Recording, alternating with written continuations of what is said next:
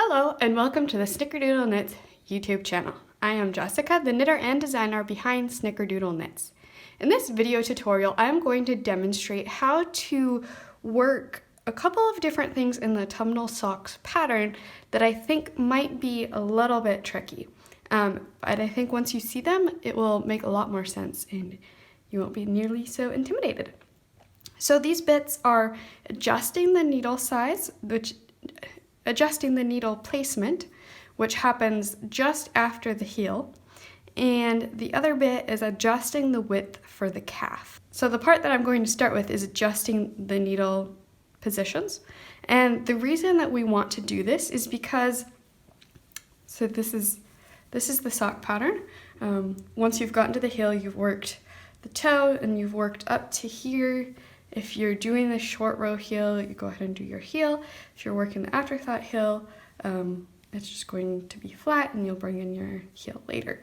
But where we are when we're adjusting the needles is right about here, just after the heel. And so as you can see, it's just after the heel that we start working this branch motif. So with the current position of the needles, the position that you had from cast on is needle 1 is this front half of the sock, and needle 2 is the back half of the sock. But as you can see, that puts this branch motif right along the edge of those two needles, and the slipped cross stitches are going to use one stitch from each of the needles when it's centered right along the middle. So to make it much easier to work this branch motif, what we're going to do is adjust the needles so that we have split it into the left side and the right side. So then one needle will be this bit here so that the branch motif is centered on the needle, and then the other needle will be the bit with the leaf motif. So let's get started.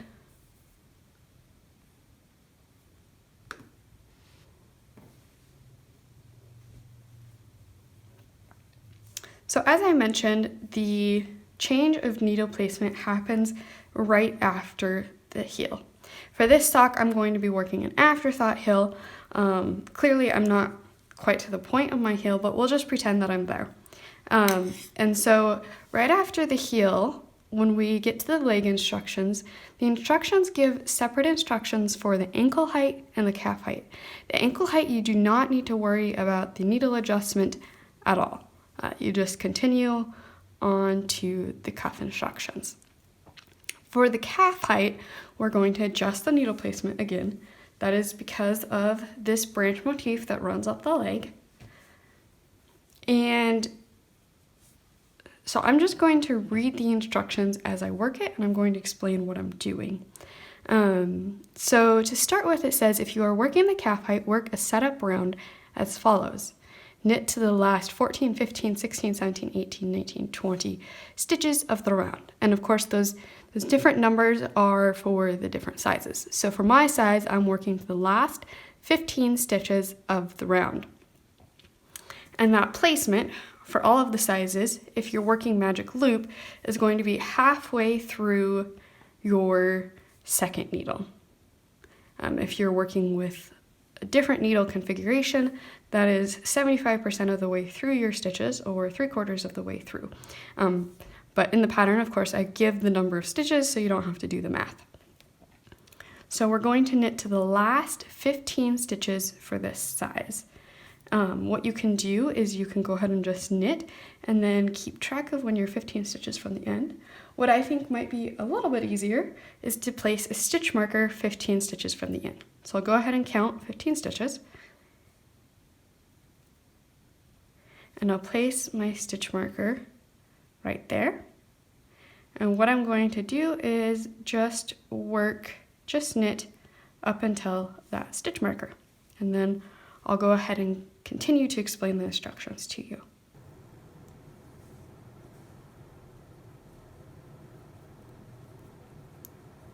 All right, so here I have knit to 15 stitches before the end of the round, which is the correct number of stitches for my size. Again, be sure to check the pattern for the size that you are working, because that stitch count ranges from 14 to 20 stitches. So now it says adjust the needle placement such that this point, so this point right here where we've stopped, such that this point is the start of needle 1 and the beginning of the round. This shift in the beginning of the round will result in the first needle starting in the center of the back of the leg and ending in the center of the front of the leg, with needle 2 going from the center front of the leg to the center back of the leg, or the heel. This will center the branch motif on needle 1 for the right leg and needle 2 for the left leg. So what that's all saying is, here we have what our original placement was needle 1 in the front, needle 2 in the back. What we want to do is essentially rotate that 90 degrees. So needle 1 is this half and needle 2 is this half. So this center point where we stopped is the center of the back of the leg, which is also ends up centering with the back of the heel. So we want our needle 1 to start at the center of the back, and then we will split the stitches evenly between the two needles so that needle 1 ends in the center of the front of the sock, and then needle 2 starts there in the center of the front and comes to the center of the back. And then as we work, your stitch motif will be in the center of the needle.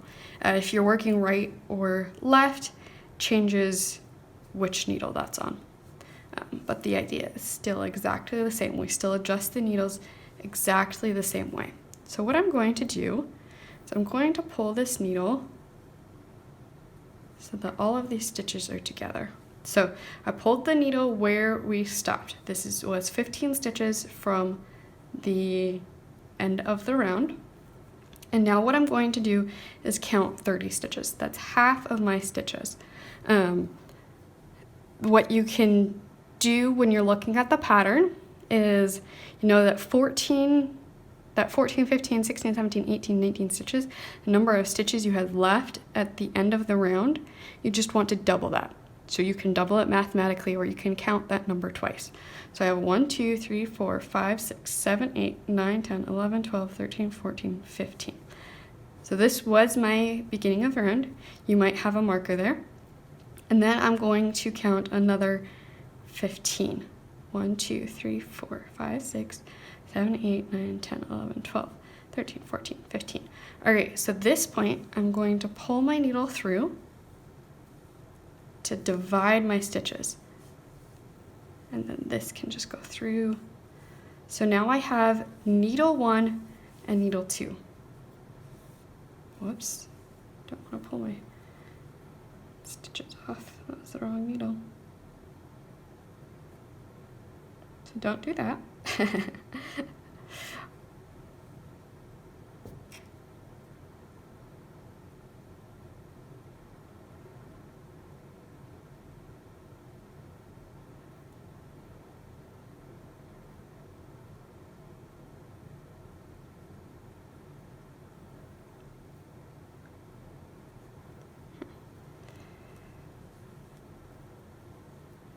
Alright, so I wanted to pull that front one.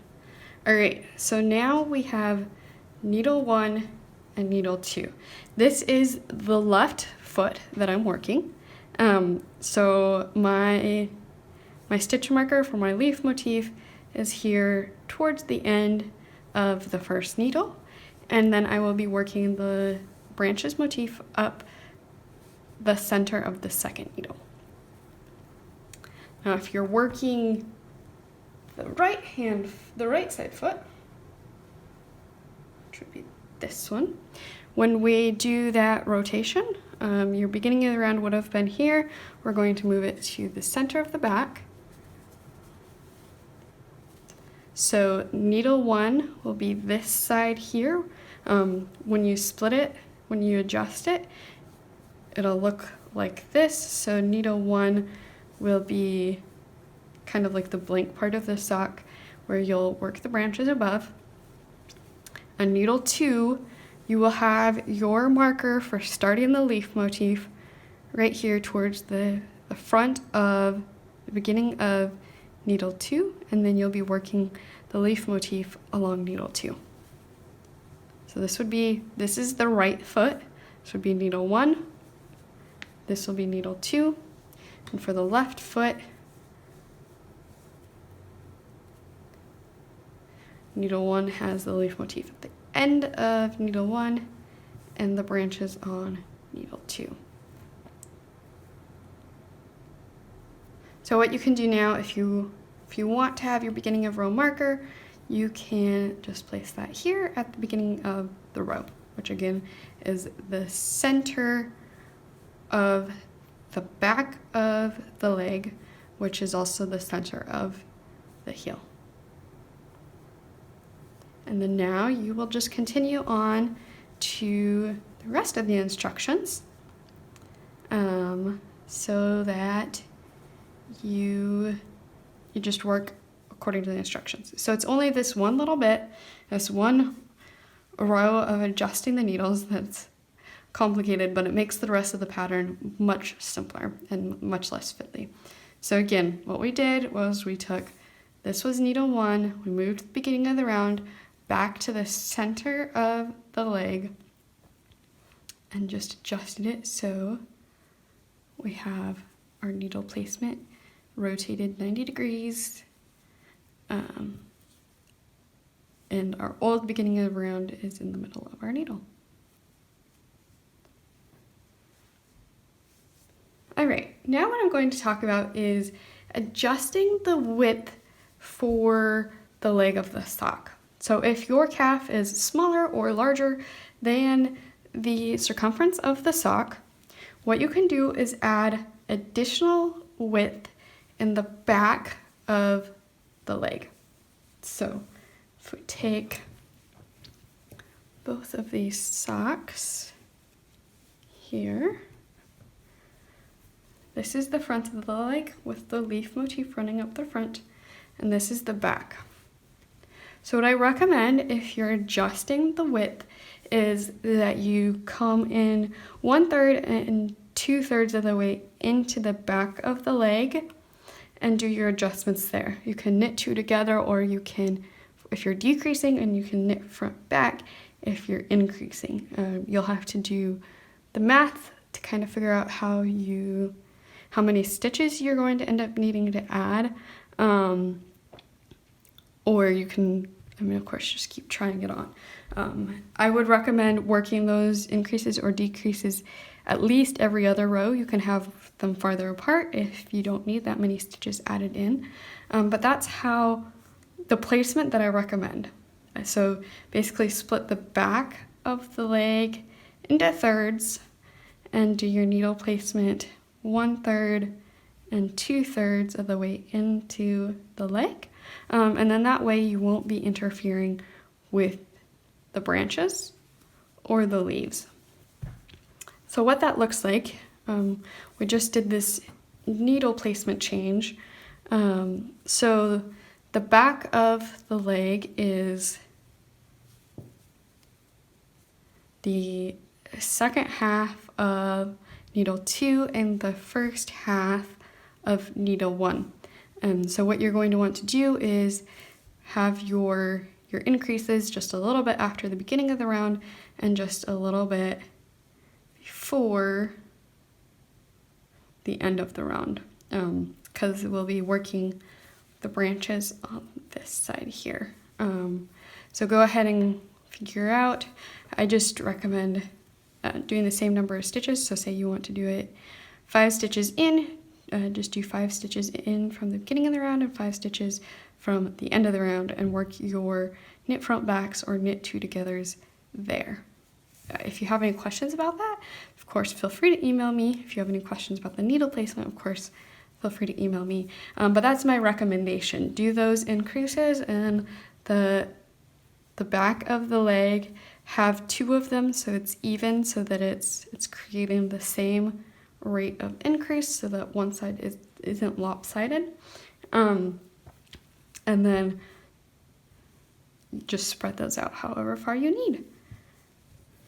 So I hope that helps. I hope you found this tutorial helpful and informative. I hope that it made the needle adjustment clearer, just to see that visually what's happening. I guess if you want me to do that once more, I can do that. So at the end of this video, I'll go ahead and do that, but I'll go ahead and close out the video if you don't need to see that once more. Thank you so much for watching. Thank you for your support of my patterns. If you liked this video, if it was helpful and informative, go ahead and give it a thumbs up and hit the subscribe button that you can receive. If you hit the notification bell, you'll receive notifications anytime I upload a new video like this. So I do knitting pattern tutorials and I have design overview videos for each of my patterns. So thank you again so much for being here, and I hope to see you around. Happy knitting! Alright, so if we want to do that needle placement once more, adjustment, I'll go ahead and put my needles back and be back in just a moment. Alright, so just to demonstrate that needle adjustment one more time, where you're at right now before you adjust your needles is needle 1 is the front half of the sock, needle 2 is the back half of the sock.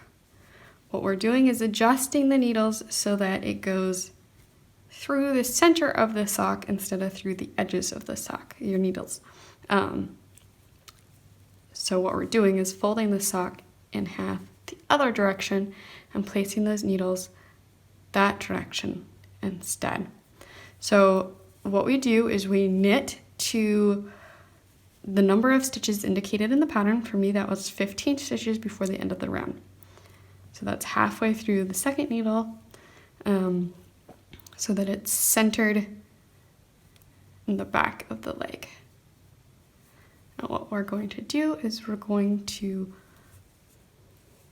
pull our first needle through so that we have half of our stitches on needle 1 and half of the stitches on needle 2. So that's just double the number of stitches you left at the end of the round. So I had 15 stitches. I was knitting to the last 15 stitches of the round, so I need 30 stitches on each needle. So I just need to count 15 stitches here. And this will mark needle 1. So I just pull the needles out, pull the loop part straight. And now I have needle 1 and needle 2, and I'm ready to continue. So beginning of round starts here at the beginning of needle 1. If you want to place your beginning of round marker, you can place that right here. And then just start working the next round according to the instructions in the pattern. And just work that as needle 1 and needle 2. Use that as your beginning of round reference, and it's just the same idea. So it's just moving those needles to make your knitting experience more enjoyable. So I hope you found that helpful, and I hope you enjoy knitting the autumnal socks. I'd love to see what you're working on. So go ahead and share those photos with me on Ravelry or on Instagram at Snickerdoodle Knits on Instagram. Thanks again, and happy knitting.